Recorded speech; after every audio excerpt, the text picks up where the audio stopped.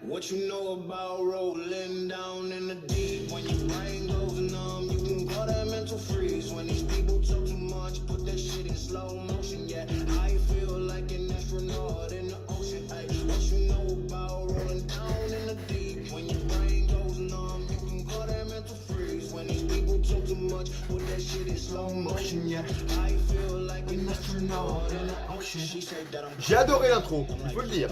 Il faut le dire les amis, bienvenue sur cette vidéo d'Arène Sketch qui n'était pas prévue du tout. Elle était incroyable cette intro pour Elimination Chamber. WWE se donnait les moyens et c'était fou. Et bon Dieu, écoutez cette musique. WWE est en train de se mettre aux tendances TikTok. Qu'est-ce que c'est que ce bordel? Vince McMahon connaît TikTok? Est-ce que Kevin Dunn? Est-ce que Nick Khan est en train de scroller comme ça sur TikTok pour voir les meilleurs culs, les meilleurs seins de TikTok? Incroyable! Qu'est-ce qui se passe? WWE est en train de se mettre aux tendances TikTok. C'est fou. Bientôt ils vont faire comme moi, c'est-à-dire se mettre sur TikTok. Parce que les amis, je vous l'annonce, bienvenue sur cette nouvelle vidéo review exceptionnelle, rapide de Chamber. Je vais peut-être bientôt arriver sur TikTok. Il apparaît ici, c'est le même nom que sur Instagram, Darren-AHC. Twitter ne s'appelle pas pareil, mais si vous tapez Darren Sketch, vous allez trouver sans aucun problème mon TikTok. Il y a peut-être des choses qui vont arriver sur mon TikTok, donc je vous dis d'être prêts, d'aller tout de même vous abonner. Pourquoi pas déjà des parties de l'intro du Rumble qui n'est pas sorti et qui, voilà, je veux quand même me gratifier moi-même de mon travail en le partageant sur TikTok, en donnant un peu un aspect histoire à l'intro que j'ai faite pour Reigns, Rollins, Bobby Lashley, Lesnar, etc.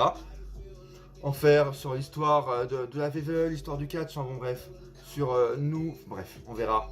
J'ai des idées pour TikTok, faut que j'ai le temps, bien sûr, parce que même là, on est dimanche, mais j'ai même pas trop le temps. J'ai des trucs à faire pour les cours, etc. pour faire cette vidéo.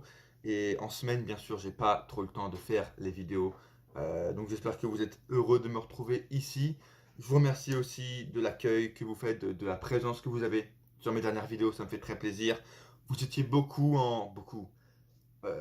Vous commencez à être nombreux et surtout à participer, je veux dire, aux premières diffusions sur la dernière vidéo. Ronda Rousey, Charlotte Flair, Becky Lynch. Pourquoi?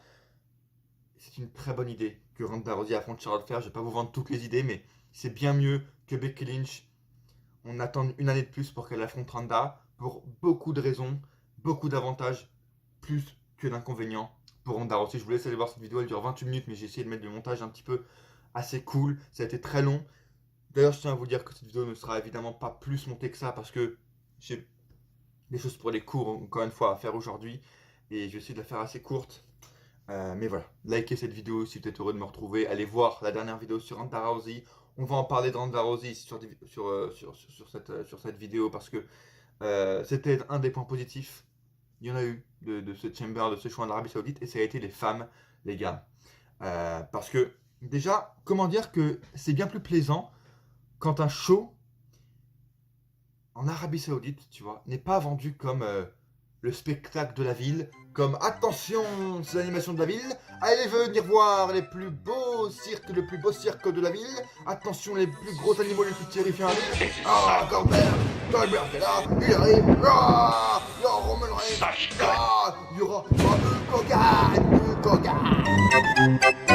C'est plus plaisant quand c'est pas vendu comme ça, comme venez voir le cirque, les animaux les plus terrifiants. Attention, vous allez voir les trapézistes les plus incroyables, les plus incroyaux, avec Rey Mysterio. Attention, ça va être fou, oh là là.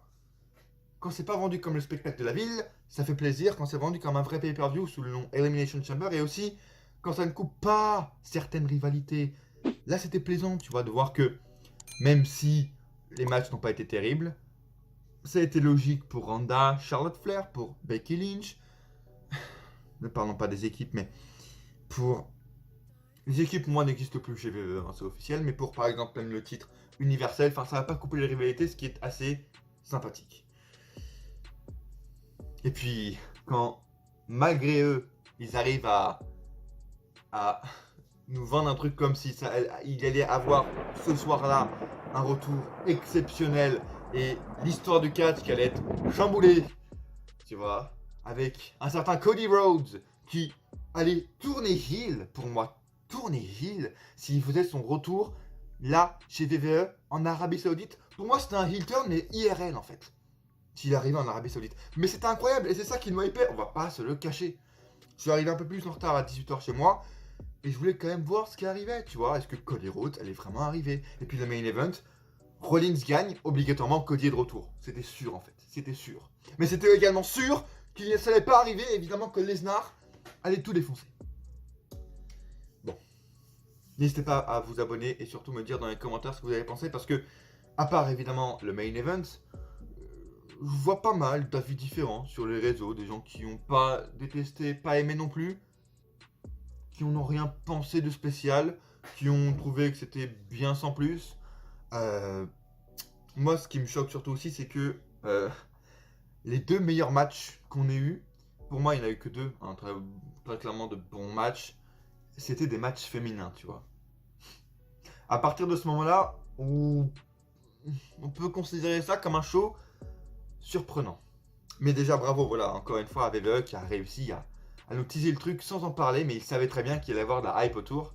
Parce que Cody Rhodes, tu vois, et au final, bien sûr que non. Je vais vous en parler, hein, bien sûr. Merci à vous qui m'avez dit dans ma dernière vidéo, en commentaire, que vous vouliez voir une vidéo sur Ronda Rousey, Charlotte Flair, la suite, sur plusieurs épisodes, pourquoi pas, 1 ou 2 de plus, sur Lesnar, Reigns, qu'est-ce que je bookerais. Moi, c'est avec plaisir que je vais vous le faire, et je vous demande encore une fois ici, si j'ai le temps, de vous dire qu'est-ce que je vois pour Cody Rhodes, et honnêtement, mon avis, work ou pas work pour Cody Rhodes, est-ce qu'il a vraiment quitté la All Elite?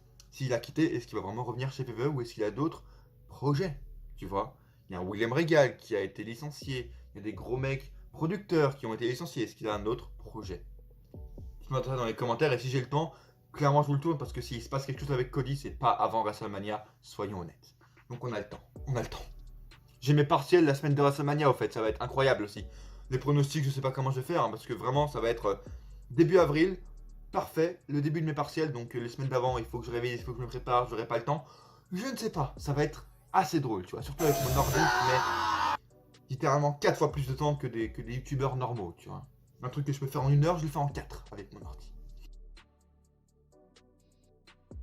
Et malheureusement, on en revient au même problème, je vais quand même un petit peu me coiffer, qu'il y a en fait à chaque pay-per-view WWE. J'étais hyper hypé en fait, sur-hypé. Vraiment, j'attendais ça comme un Rumble ou comme un gros pay-per-view, comme s'il allait y avoir un truc de fou, ce qui était possible. Mais direct, dès déjà le premier match, et puis on était hypé, faut pas se le cacher, parce que quand tu vois que le premier match c'est Reigns-Lesnar, tu sais que dans un match de catch, les 2 matchs les plus importants, c'est l'opener et le main event, qui est entre deux, c'est-à-dire que c'est pas important du tout pour les bookers. Donc s'ils ont mis Reigns-Lesnar, enfin Reigns-Goldberg pardon en opener, ça veut dire qu'il y avait le main event Chamber féminin, masculin. Donc on s'est dit putain, peut-être qu'il y a la surprise, tu vois. Donc au final, on aurait pu être hypé. Mais même dès le 2e match en fait, où tu vois que c'est du booking basique VVE, que peu importe le personnage du gars, t'as la même shine, la même hit, le même comeback du face, les mêmes moves, le même fait que oh, quand il va revenir, il va direct tenter un tombé dans son comeback, ça va pas marcher, le heel va essayer de reprendre le dessus. Pour chacun des heels, chacun des personnages, les mêmes choses. Et je dirais qu'avec le Royal Rumble, les shows en Arabie Saoudite sont clairement tu vois, le plus flagrant. C'est ce qui expose le plus le problème de WWE. C'est-à-dire que, encore une fois, ils ont plein de possibilités différentes. Les gars nous proposent des matchs assez cool, des adversaires pour une fois, voilà, Lita, c'était sympathique, ou même les Chambers, des adversaires avec des noms qui peuvent être putain intéressants. Tu vois, quand on va reprendre direct le Chamber masculin. Bon, déjà à ce moment-là, si vous voulez une vidéo réaction, je vous le dis très clairement, ça aurait servi à rien parce que très clairement, à part 2-3 moments dans le match, genre Lita Becky Lynch, je crois vraiment que Lita au bout d'un moment allait gagner le titre, incroyable, ça va. Bravo, bravo mesdames, c'était fou en Arabie Saoudite. Mais le truc de tout le long, j'étais comme ça quoi. J'ai pas réagi, tu vois. Les entrées, déjà sont toujours les mêmes, c'est assez casse-couille, il n'y a aucune différence au niveau des entrées. Ronda aussi, j'ai kiffé qu'elle mette une tenue différente, tu vois, qu'elle amène une histoire différente dans son match. Jamais ça arrive. Le Shield, avec Rollins qui met la tenue du Shield, c'est sympa, tu vois. Il faudrait qu'il y en ait plus, parce que chaque match, comme à la All Elite, c'est même pas pour dire que la All Elite c'est bien. Ça devrait être pour moi, ça devrait être comme ça pour moi dans tous les matchs de catch, c'est-à-dire que il y a des histoires différentes pour chacune des personnes. Becky Lynch, elle va pas affronter et avoir la même mentalité et avoir la même préparation si elle affronte Lita que si elle affronte Rhea Ripley, que si elle affronte Ronda Rousey, que si elle affronte Charlotte Flair, que si elle affronte un mec, tu vois. Bah, on dirait que tous les matchs c'est pareil et que, voilà, encore une fois, je l'avais déjà dit une fois, mais qu'on pourrait remplacer A par B par C, on pourrait remplacer par Z, par X, par F, ce serait la même chose. Et l'un des problèmes, c'est que quand on prend le chamber masculin, c'est ce qui expose le plus. Euh, T'as 5 des 6 personnes, je veux dire, t'en as 2 qui étaient favoris, et parmi les 5, les 5 auraient pu avoir et auraient pu raconter et ont des histoires à raconter s'ils auraient gagné le titre VVE. S'ils avaient gagné le titre VVE, je sais pas. Je sais pas parler français. T'as Austin Theory, mégastar. Un des problèmes de VVE, c'est qu'ils ne construisent plus de superstars. Là, t'as une occasion parfaite pour que VVE puisse construire une nouvelle superstar. Faites gagner Austin Theory, prenez vos couilles. Austin Theory, nouveau champion. Et voilà, vous faites ce que vous aurez dû faire avec Drew McIntyre en 2011, c'est-à-dire direct lui faire gagner le titre. Tu le mets en main event de WrestleMania, tu construis une nouvelle superstar. T'assumes avec une seule pointe qui est derrière, t'assumes. Et ok, on a une nouvelle superstar, on apprécie, on n'apprécie pas. Faut construire un nouveau visage. Vous avez AJ Styles, il mérite parce que c'est AJ Styles déjà. Il a fait un face turn il n'y a pas longtemps, il est de retour en solo, il a pas mal d'histoires à raconter parce que c'est Styles, il sait en construire, il sait comment raconter des histoires. Et merde, avec Edge, incroyable, ça aurait pu être fou, le retour du titre poids lourd s'il affronte Edge, un truc comme ça. Pas mal d'histoires à raconter. Riddle, hyper prêt pour devenir champion, apparemment une future mégastar depuis son début. Vince a envie de faire une mégastar, un futur champion du monde. L'occasion parfaite ici, il bat Brock Lesnar, il fait vraiment un 1v1, tu vois, Brock Lesnar arrive, il est en face à face avec lui, gros match de MMA face à Lesnar, et il arrive à le torpiller, tu vois, il arrive à le foutre au sol. Peut-être pas à tomber, tu vois, mais au moins il arrive à le foutre au sol et face à Lesnar, et après, je sais pas, il pin Rollins, il pin Styles, nouveau champion VVE, Riddle, ou alors Randy Orton vient le niquer, tu vois, il le nique, Orton prend le titre, Orton Riddle, et au final, tu vois, ça met toute la shine, peu importe comment on y arrive, mais toute la shine va sur Riddle, nouvelle superstar. Bobby Lashley, malheureusement, je crois que c'est une vraie blessure. Je crois que c'était une storyline. La storyline était pour le coup intéressante. Le fait qu'il y ait un adversaire qui soit parti, ça a laissé. Ça a encore une fois alimenté le fait que Cody aurait pu arriver. Et aussi que. Est-ce qu'une autre superstar va remplacer Bobby Lashley? C'était intéressant pour le coup. Bravo. Et le fait aussi que les superstars qui arrivent en 3-4, eh ben, elles ne sont pas obligatoirement dans les pods, mais elles peuvent commencer le match. Là aussi, on se dit pas, ah, les 2 dernières superstars qui arrivent, c'est celles qui vont commencer le match. Ça, c'est, tu vois, c'est des trucs innovants. Bravo, c'est cool. Mais il reste toujours sur la même carte, c'est-à-dire que, voilà, avec Bobby Lashley, il aurait eu pas mal d'histoires à raconter pour Lesnar, un triple menace avec des Styles, avec d'autres mecs.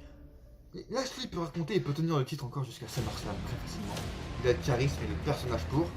Et Rollins. Je ne suis pas pour Cody, je ne pense pas que Cody va arriver. Rollins gagne. Oh, ça met les pleins phares que oui, Cody Rhodes va arriver. Cody contre Rollins. Good shit. Je pense la meilleure superstar possible pour qu'un revenant arrive chez VVE ou qu'un début se fasse chez VVE et que tu construises une nouvelle superstar avec Cody Rhodes qui remporte le titre VVE face à Seth Rollins en 1v1 dans un match de 40 minutes à WrestleMania. Tout le monde avait des histoires à raconter et quand tu dis que le seul mec qui n'a aucun sens qui soit ici, qui n'a aucune légitimité à être là et qui se dit ça sert à rien qu'il gagne parce qu'il a déjà un match à WrestleMania, c'est lui qui gagne, en fait ça t'enlève toute la hype et tu te dis bordel. C'est honteux. Ils misent en fait toujours sur la même carte et c'est très clairement le problème de VVE. Avec les Usos champions par exemple, où voilà la logique des chambers, qu'il y a toujours les mêmes types de hits, de shine, d'élimination, c'est nul. Là c'était un peu plus innovant dans le chamber masculin, mais on savait direct la fin du match et c'était très chiant. Pareil pour les matchs 1v1, et le fait est que, je veux dire, quand tu sais que le plus important pour eux c'est la thune, les finances, les champs d'Arabie Saoudite leur rapportent 50 millions. Tu sais que dans leurs finances, ils l'assument eux-mêmes. Le merchandising, ils en ont rien à battre. Ce à quoi ça leur sert, c'est vraiment de voir si ceux qui mettent en avant, ça marche. À un moment donné, prenez vos couilles. Prenez vos couilles. Le merchandising, c'est pas important pour vous? Eh ben, vous enlevez Lesnar et Reigns du main event, mettez des Austin Theory, mettez des Riddle, qui marchent très bien sur le merchandising, mettez des nouveaux gars, et vous voyez, vu que vous en avez rien à foutre. Si ça vend, tant mieux. Si ça vend pas, tant pis. Mais et si ça vend, bah vous voyez que vous avez fait une putain de nouvelle superstar, et ça va pas toucher vos finances, parce que, avec ou sans le merch, avec ou sans le public, vous allez faire votre milliard de bénéfices, parce que vous avez 200 millions de dollars que vous gagnez à chaque fois que vous êtes en Arabie Saoudite par an. Bref. Tu vois, je veux dire, tenter des trucs. C'est comme si c'était au poker à chaque fois en fait. Et là, t'as Vince, depuis 25 ans, il est au poker et il bluffe à chaque les mêmes nombres de cartes, le même roi, la même dame, du même signe et tout. Mais à chaque fois, il arrive à bluffer. À chaque fois, il arrive à bluffer. Et en mode, bah non, j'ai les meilleures cartes et tout. Il fait genre, tu vois, avec le non-verbal face au. J'ai les meilleures cartes, vous inquiétez pas. Et en fait, à chaque fois, à la fin du match, quand il monte ses cartes, il a les mêmes cartes depuis 25 ans. Et il bluffe à chaque fois. Sauf qu'à un moment donné, et ce moment, ça arrivait depuis, j'ai envie de dire, 7-8 ans, ça ne marche plus. On sait tout le monde sait, Vince, que t'as les mêmes cartes et qu'à chaque fois tu bluffes et qu'en fait tes cartes c'est les mêmes choses et que t'as pas de nouvelles cartes. Genre t'as toujours Lesnar en carte, Reigns en carte, les légendes en carte. On le sait très bien. On sait toujours que t'as Hulk Hogan en carte. On le sait, tu vois. Arrête de nous bluffer, ça ne marche plus. Et c'est ça en fait, c'est que le point est que c'est bien, ce show est hypant, mais gâché par les mêmes mécaniques et les mêmes visages en avant. Brock Lesnar qui n'a pas besoin, Bianca Belair, flemme. Honnêtement, t'as Alexa Bliss, t'as Rhea Ripley, t'as Asuka, t'as Liv Morgan. Ah, vraiment, elle a eu 3 revanches de son match de 16 secondes à SummerSlam là, avec Sasha Banks. Elle a eu 14 revanches. Qu'est-ce qu'elle a besoin de nous gâcher encore un match en plus, sans déconner? Qui a envie de voir Becky Lynch Bianca? Personnellement, j'en ai rien à battre. Je veux dire, t'as Liv Morgan, t'as Doudrop qui l'a certes affronté, mais t'as des Rhea Ripley, t'as Asuka qui aurait pu revenir, Lacey Evans qui aurait pu revenir. Je m'en bats les couilles de Bianca Belair, je n'ai rien à battre, c'est la face typique qui n'a aucune personnalité. I love you à la fin parce qu'elle est en Arabie Saoudite. Oh super, I love you everyone. On s'en bat les couilles, t'es nul, Vraiment, t'as aucune profondeur quoi. Et j'ai pas envie de te revoir championne, très clairement. Et là, on voit très clairement la carte vers laquelle ils ont envie d'aller, c'est-à-dire que, comme j'ai annoncé sur Twitter, sur Insta, ils ont Reigns Lesnar. Ils ont construit Reigns Lesnar. C'est bon, leur carte est faite, tu vois, il n'y a même plus de. Il n'y a pas de problème pour Vince, genre.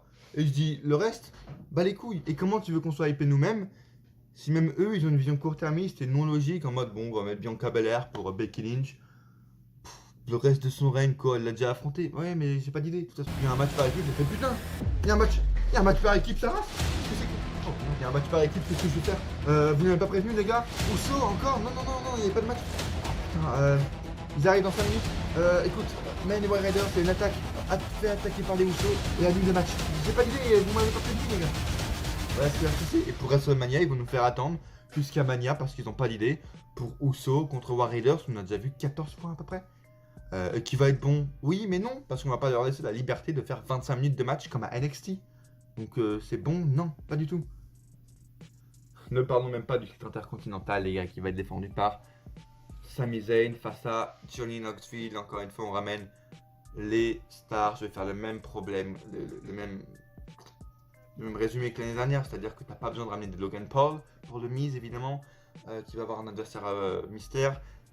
Ils vont faire durer le Miz et Rey Mysterio jusqu'à WrestleMania, flemme. Oh.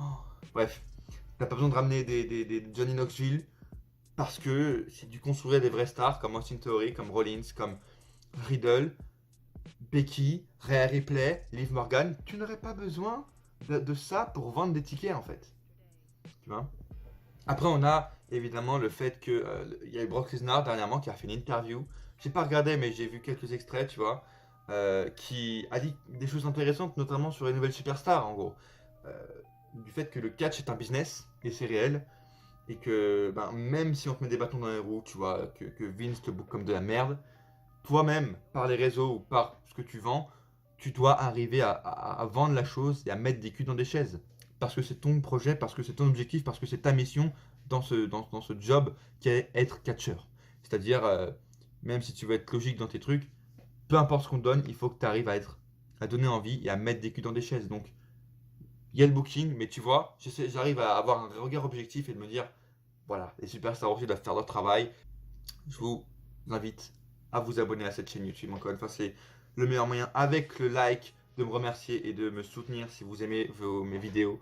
Encore une fois, merci des commentaires gratifiants que vous m'avez fait ces dernières vidéos là, dans la dernière vidéo sur Ronda Rousey, ça me fait hyper plaisir, c'est ça qui me motive à continuer simplement. Je vais pas vous remercier dans cette vidéo avec le montage parce que j'ai vraiment pas le temps. J'espère que vous avez apprécié, il y aura une petite musique de fond, peut-être 2-3 images, Est-ce qu'il y aura un René honteux? Je ne sais pas. Regardez vous-même. C'est honteux! Et partagez-moi sur les réseaux encore une fois parce que le meilleur moyen de me soutenir si vous pensez que je mérite plus de 10K, etc. Ce qui est vraiment voilà, très, très gentil de votre part. Je vous remercie de penser ça. C'est de me partager sur les réseaux. Tu vois, tu me partages sur TikTok, sur Insta, sur Twitter avec tu vois, mon hâte. Et je vous mets en story, je vous remercie. Puis voilà, c'est le meilleur moyen d'augmenter cette communauté en fait, très simplement. Donc merci à ceux qui le font. Et de me suivre sur Insta, Twitter. C'est là où vous avez pu avoir mes réactions en direct, d'ailleurs par écrit, de ce que j'ai pensé de ce Chamber match. Et on est parti pour la review assez rapide de l'aide, avec l'aide de Voxcatch, bien sûr l'article review de Voxcatch devant moi. Encore une fois, hein, le partenariat Voxcatch n'est pas abandonné. Hein. Allez notifier Voxcatch sur Twitter. Darren Ellis Catch veut faire un partenariat avec vous. Let's go. C'est le plus ancien youtubeur catch de France. Let's go les gars. Merci à ceux qui le font, parce que je n'abandonne pas. On a eu un match dans le kick-off, on s'en bat les couilles, roll-up par tomber pour Rey Mysterio, le Miz, on s'en bat les couilles, il va aller affronter les Dominic, les Mysterio, les Rey Mysterio avec Logan Paul. Pourquoi Logan Paul irait aider le Miz? Je ne sais pas. Opener, Goldberg a affronté Roman Reigns et a perdu face à Roman Reigns. Le match, je l'ai plutôt kiffé parce que c'était pas un Goldberg, rah, l'animo, tu vois, l'animo féroce. L'animal le plus terrifiant, le plus ancien. Il a commencé avec de la lutte, etc. Pas foncer dans le tas. Je pensais que ça allait partir vers un vrai match, mais non. Parce qu'au bout de 4 minutes, bien entendu, Goldberg n'avait déjà plus de cardio pour continuer. Et donc ça s'est fini par tranquillement un dodo. Un petit dodo de Goldberg. Un petit sleep. La soumission de Reigns. Ça ne décrédibilise pas Reigns. Ça le renforce un petit peu parce qu'il arrive à soumettre Goldberg, ce qui est plutôt sympa. Et c'est plutôt bien pour son règne. Mais encore une fois, à quoi ça a servi? J'espère que c'était le dernier match de Goldberg et que tu pars comme ça en mettant une star en avant. Je pense que c'est plutôt positif pour toi. Dites-moi ce que vous en avez pensé dans les commentaires. Ça ne méritait pas un match, très clairement. Ça ne servait à rien. Honnêtement, si on allait avoir ça à WrestleMania 36, j'ai envie de dire merci le Covid. Très clairement, parce que j'aurais pas voulu avoir ça dans une carte de WrestleMania. Tu me diras, on va avoir Reigns Lesnar, donc ce qui me dérange, c'est pas qu'il soit là. Encore une fois, moi je suis pour les Lita par exemple, les Molly Holly. Non, comment elle s'appelait? Je sais plus, au Rumble, il y avait une meuf ancienne qui avait fait face à Rhea Ripley. Je suis d'accord pour que même les légendes comme ça, elles restent, mais qu'elles aident, tu vois, qu'elles aient une storyline pour aider les nouvelles superstars, tu vois. Les Lita, qu'elle arrive pour mettre une journée en avant, et tu vois, celle qui va affronter Becky Lynch, elle la motive, elle la manage pour aller affronter Becky Lynch à WrestleMania. Ce serait stylé. Goldberg, c'est pas mon problème qu'il soit là. Écoute, prends ta thune. Ils se font 1 milliard, t'as bien raison. Fais ton bénéfice, mon pote. Mais arrête d'affronter des superstars dans le main event pour le titre. Tu n'as plus aucune légitimité d'être là pour le titre. Désolé aux gars qui sont fans de Goldberg sur Twitter. Je comprends que son règne était bien à l'époque, même s'il a mis fin à la carrière de Bret Hart. La même année où Bret a perdu son frère.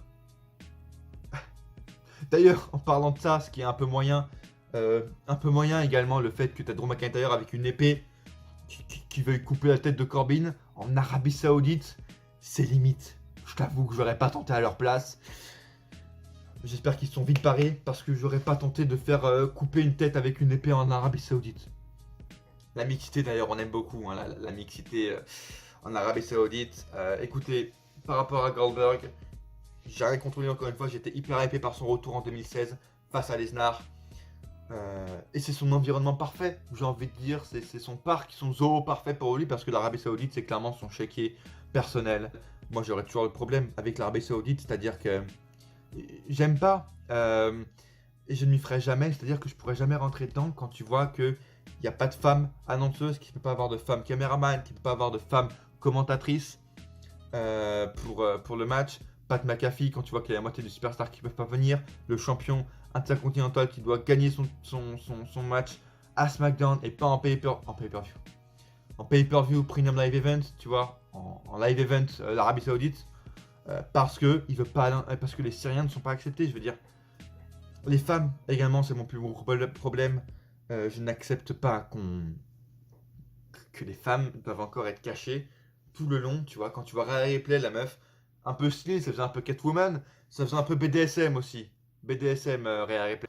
Ils ont réussi, j'adore, parce que j'ai vu des news sur Twitter en mode regardez, WWE a réussi à négocier avec l'Arabie Saoudite pour que les femmes enlèvent leur t-shirt. Donc maintenant, ils n'ont plus qu'à juste cacher leurs bras, leurs trucs. On a réussi à enlever le t-shirt. Ça, quel plaisir! Quel plaisir! Est-ce que vous imaginez, sans déconner, les discussions? T'es là, t'es avec Vince, t'es avec Nick Khan, il est là avec le roi Ben Salman. S'il vous plaît, roi Ben Salman, est-ce qu'on peut enlever les t-shirts parce que sinon on va se faire dégommer par la communauté et on a besoin d'argent? Non! Non, mais on pourra cacher leur cou, on pourra cacher leur cou. Bon, d'accord.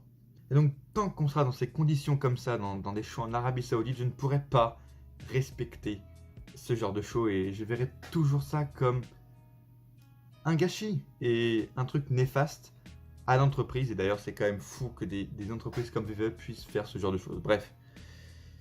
Je vous parlais des 2 matchs qui étaient incroyables et qui ont sauvé ce show en Arabie Saoudite, ce qui est fou.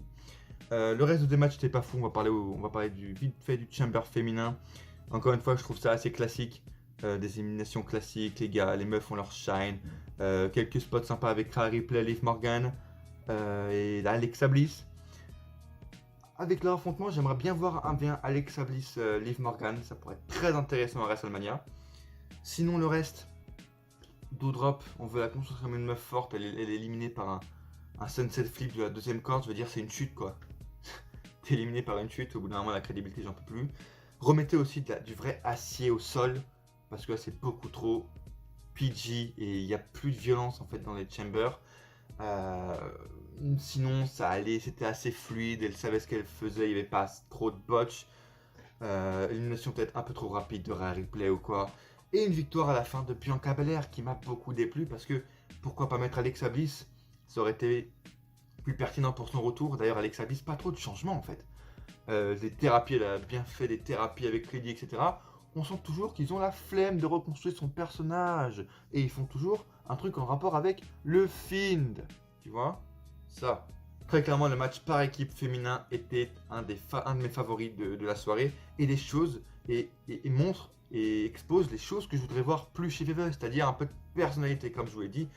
Ronda Rousey arrive avec un bras dans le dos. Bon, on va pas s'étendre plus dessus, sachant que la corde, ça va pas tenir. Tu vois, l'arbitre, il est bien arbitre, mais je pense pas qu'il ait déjà eu un bateau dans sa vie, tu vois, parce que les nœuds coulants, les nœuds, il connaît pas, tu vois. Et c'est vraiment ce genre de choses que j'ai envie de voir dans les matchs, que ce soit par équipe. Et ce qui est fou, c'est que c'était un match par équipe féminin et il était bien meilleur qu'avec des vraies équipes, tu vois. Alors encore une fois, le problème est l'inutilité du titre par équipe féminin. Là, parlons de l'équipe Sonya Deville, Charlotte Flair. S'il vous plaît, quel charisme. Regardez juste les deux quand elles ont posé l'une à une à côté de l'autre. C'était incroyable le charisme qu'elles ont et on peut faire quelque chose de grand, tu vois, avec Charlotte Flair bien sûr, Sonya Deville, heureux qu'on puisse la mettre en avant. J'espère qu'elle aura un match d'ailleurs avec Naomi 1v1 à Mania parce que bon, on a 2 nuits. Allez-y, donnez 10-15 minutes à Naomi, Sonya Deville, ça me ferait hyper plaisir. Malheureusement, elle était ici pour prendre le pin, on le savait tous bien comme il faut. Mais voilà, le point que j'ai aimé, c'est qu'il y a eu de la personnalisation. Ronda Rousey est arrivée en judoka pour rendre hommage à sa mère qui est une des plus grandes judokates, à ses victoires au JO 2008, et puis au fait que voilà, elle a un bras, elle veut prouver qu'elle a des compétences de judo qui lui restent, peut-être aussi pour cacher son changement corporel, et c'était vraiment sympa, et j'ai bien aimé. Et voilà, c'est ça que j'ai envie de plus voir, donc clairement un des matchs que j'ai bien aimé. Dites-moi si vous avez aimé ou si vraiment vous n'avez pas compris justement ce genre de match. C'est juste con que Sonya était là pour prendre le pin. McIntyre, McApmoss, encore une fois, ça montre que il y a des matchs qui vraiment, le karma n'est pas avec eux. McApmoss aurait très clairement pu être blessé très gravement, aurait pu nous faire, je ne sais pas, mais une Kurt Angle. Je pense que sa nuque n'est pas cassée. J'ai pas fait gaffe, mais apparemment Corbin a vite dégagé et Moss à l'extérieur du ring pour lui laisser un peu plus de temps, etc. Bien vu, voilà, Corbin est assez professionnel, c'est sympa. Et c'est vraiment, voilà, pro de sa part. Mais l'utilité de ce match, attendez WrestleMania et faites autre chose parce que tu vois, encore une fois, c'est le genre de match où il n'y a rien qui est avec eux, ni la hype, ni le public, ni les bonnes storylines, et ni le karma apparemment. Parce que le mec se déplace, il a failli se briser la nuque. Et il fait un match de 10 minutes avec la guillotine. En Arabie Saoudite, encore une fois, j'aurais pas osé, tu vois.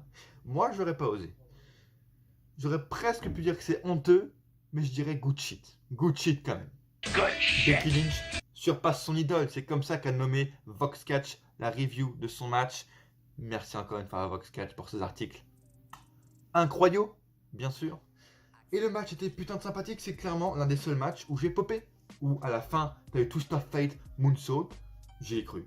Et j'aurais. C'est ça qui est bien dans le catch, tu vois. En une fraction de seconde, j'ai changé tout à fait mon avis du tout au tout. Et je me suis dit, putain, en fait, oui, Lita, championne, à WrestleMania, ça pourrait être putain de stylé. Ok, elle met fin au règne de Becky Lynch, c'est pas grave, c'est pas grave. Nique sa race. Au final, non, mais Lita a quand même encore un putain de truc en elle, un putain de run qui lui reste en elle. Et je trouve ça vraiment con si VVE ne fait rien avec elle parce qu'elle a encore un potentiel ring qui est assez fou. Et je pense que, comme je vous l'ai dit, pour la meuf au Rumble, je sais plus comment elle s'appelle, là, les alarmes, je sais plus comment elle s'appelle. La meuf vérissure, on va dire, je sais plus comment elle s'appelle. Ou encore Goldberg, pourquoi pas les laisser ici, mais en tant que manager, coach, ou alors en aide pour un match par équipe, par exemple. Et Lita, qui vient manager, coacher, former Bianca Belair, parce que elle a aussi affronté Becky, elles peuvent s'aider mutuellement, ou elle aide des nouvelles de Liv Morgan. Je serais putain de pour. Et c'est comme ça qu'on peut utiliser des légendes. Allez voir. Je vous mets dans le petit i ma vidéo que j'avais faite sur Goldberg et Mustafa Ali à l'époque. Bah, le problème aussi. Mustafa Ali, 205 Live qui s'est arrêté d'ailleurs. Si vous voulez mon avis, c'est que c'était une bonne chose de l'arrêter. Mais beaucoup de nostalgie en voyant la fin de 205 Live. Mais voilà, Mustafa Ali, ils en font rien avec. À la place, ils préfèrent donner de l'argent à des légendes et à l'Arabie Saoudite. Tu vois. Et mettre Sami Zayn à SmackDown parce qu'il n'a pas envie d'aller en Arabie Saoudite. Mais nique sa race, on veut de l'argent. Et on veut pas de logique et on veut pas d'éthique non plus. Au lieu de faire ça, mettez des Lita, des Goldberg dans des situations intelligentes. Je vous conseille cette vidéo, elle dure 10-15 minutes même pas. Et ça montre en fait ce que je pense des légendes et comment devraient être utilisées les légendes un peu plus détaillées que ce que je fais maintenant. Les Usos encore une fois une honte avec les War Raiders qui se soient déplacés pour rien, en fait pour littéralement faire 10 secondes de spot sur la rampe. C'est honteux, c'est littéralement honteux. Et pour moi, encore une fois, les équipes n'existent plus à la WWE, donc ne m'en parlez même pas. Je trouve ça honteux, encore une fois, le fait qu'ils fassent Raid, qu'ils s'appellent le droit de faire War. Les mecs n'ont plus le droit de faire War, mais par contre, WWE va en Arabie Saoudite, là où il y a les femmes qui n'ont aucun droit, là où il y a des mecs qui sont coupés à la guillotine parce qu'ils parlent parce qu'ils disent subjectivement leur avis sur l'État, sur le gouvernement saoudien. Mais Nick Saras, on n'a pas le droit de dire War sur USA ou sur Fox. Je trouve vraiment, c'est encore une fois le bluff, il joue le même genre de cartes et l'hypocrisie. L'hypocrisie à l'état pur et vraiment ce serait à étudier comment ils peuvent faire des choses comme ça, aller en Arabie Saoudite, mais arrêtez le fait que vous pouvez pas faire War, c'est beaucoup trop violent, ça rappelle la guerre. Dit-il au roi Ben Salman, bien sûr. Et enfin, on a... c'est la fin déjà? Oui, parce que c'est passé assez vite, même pas en 3 heures, les mecs ont 8 matchs, ils ont bouclé en 3 heures.